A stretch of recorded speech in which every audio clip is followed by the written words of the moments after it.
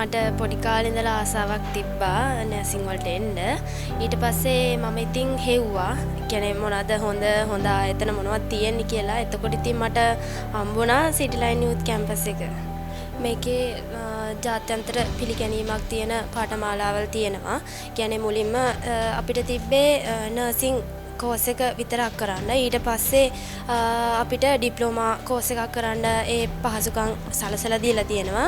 ඉතින් ඒ හින්දාම හොඳයි කියලා හිතුණා. මිස්ලා හරිම අර ෆ්‍රෙන්ඩ්ලි ඒ හින්දා අර කියලා දෙන දේවල් හොඳට කියලා දෙනවා තේරෙනවා.